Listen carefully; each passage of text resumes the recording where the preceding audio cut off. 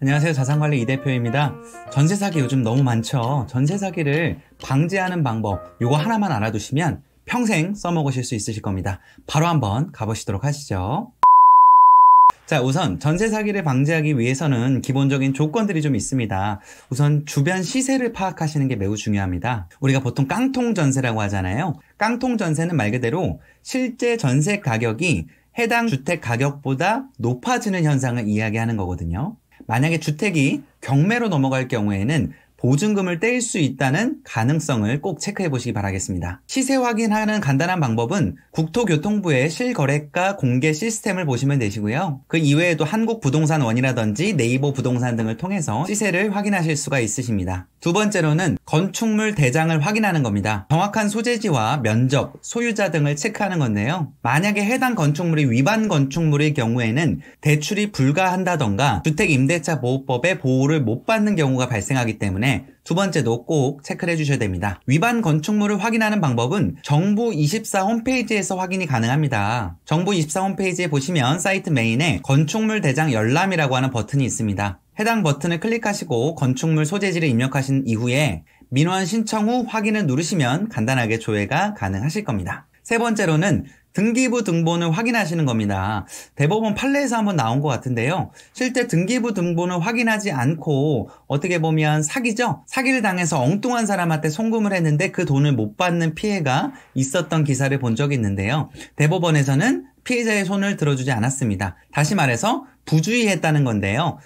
등기부 등본이라고 하는 거는 내가 실제로 손쉽게 띄워볼 수 있는 거예요. 등기상 소유자와 임대인이 같은지를 체크해 볼 수 있는 쉬운 방법이고요. 만약에 그 안에서는 근저당이 잡혀 있는지도 확인이 가능합니다. 근저당이라고 하면은 등기상 근저당의 채권 최고액과 전세 가격을 합쳤을 때 주택 매매 가격의 80%를 넘는다고 하면 조금 위험할 수 있기 때문에 80% 이상이면 계약을 안 하시는 게 좋으실 겁니다. 등기부 등본은 인터넷에 대법원 인터넷 등기소를 검색하신 이후에 부동산 등기 열람을 클릭을 하시고요. 소재지를 기입하고 검색을 하시면 손쉽게 받아보실 수 있으십니다. 네 번째로는 납세 증명서에 대한 확인입니다. 임대인이 국세나 지방세에 대한 납세를 잘 증명했는지를 확인하는 증명서라고 보시면 될 것 같고요. 만약에 세금 체납이 있다라고 하면 혹시 그 건물이 경매로 넘어가게 되면 세금 체납된 게 우선 면제되기 때문에 어떻게 보면 내 전세금이 깎일 수가 있습니다.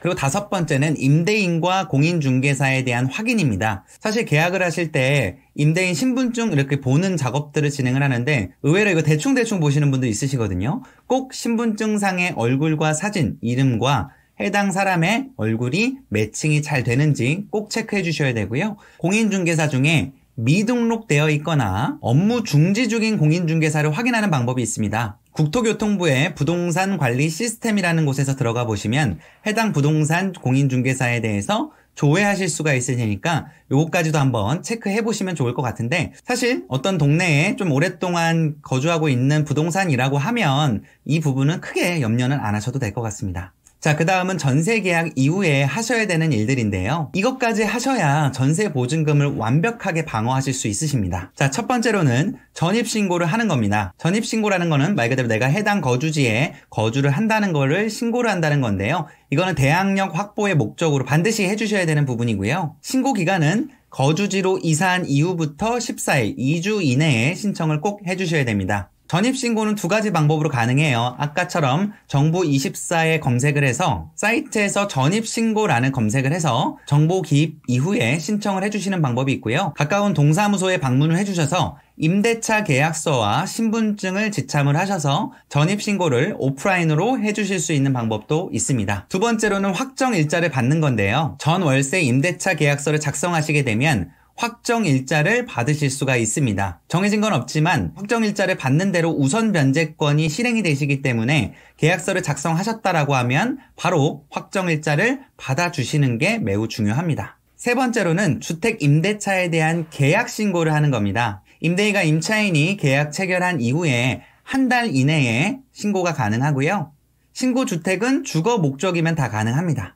단 신고 대상은 보증금이 6천만 원 이상이거나 월세가 30만 원 초과하는 주택일 경우에 가능합니다. 예를 들어서 원룸 중에 전세 가격이 6천만 원이 넘지 않는 거는 신고 대상이 아니라고 보시면 되겠죠. 신고는 온라인 부동산 거래 시스템이라는 걸 검색해 주시고요. 주택 임대차 신고라는 탭을 검색을 해서 임대 목적물 기입을 하고 계약서 첨부하고 신청을 해주시면 간단하게 신청이 가능합니다. 만약에 오프라인으로 신청을 원하신다라고 하면 임대차 계약서와 신분증을 지참하셔서 인근 주민센터에서도 쉽게 발급이 가능합니다. 주택 임대차 계약에 대한 미신고를 할 경우에는 과태료가 일부 있으실 수 있습니다. 마지막 네 번째는 전세 보증금을 반환할 수 있는 보증보험에 가입을 하는 건데요. 내가 만약에 전세 사기를 당했거나 전세금을 못 받는 상황이 되더라도 전세금을 보증해 줄 수 있는 일종의 보험이라고 보시면 됩니다. 보증기관이 대신해서 반환을 해주기 때문에 못 받을 가능성은 적겠죠. 가입할 수 있는 기관은 주택도시보증공사라고 하는 허그, 한국주택금융공사, SGI 서울보증보험 등에서 가입이 가능합니다.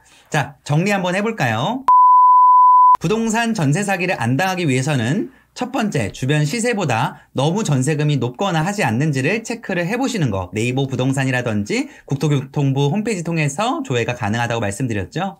두 번째, 해당 건축물 대장을 확인해서 위반 건축물 대상인지 등에 대해서 체크를 해보는 거 말씀을 드렸고요. 세 번째, 등기부 등본을 확인을 해서 실제 소유자와 임대인이 같은 사람인지, 그리고 근저당이 너무 높게 잡혀있진 않은지 반드시 체크하기. 네 번째로는 국세나 지방세 등에 대한 부분들을 체납하진 않았는지 납세 증명서를 확인하는 것. 다섯 번째로는 해당 임대인이 실제의 임대인과 동일한 사람인지에 대한 신분증 검증 등을 통해서 검증하는 것. 그리고 공인중개사가 업무 중지, 미등록되어 있는 곳은 아닌지 체크하기. 자, 그리고 전세계약 이후에는 전입신고 반드시 하시라고 말씀을 드렸고 2주 이내에 진행하시라고 말씀을 드렸죠. 확정일자를 계약서를 작성하는 대로 바로 받는 거. 세 번째, 주택 임대차에 대한 계약 신고를 하는 거. 신고 대상은 보증금 6천만 원 이상 혹은 월세 30만 원 이상인 경우에 가능하다고 말씀을 드렸습니다. 그리고 전세 보증 보험이라는 걸 가입을 해서 정말 극단적인 경우에 보증기관을 통해서 보증금이나 전세금을 돌려받는 안전장치를 할 것. 이렇게 오늘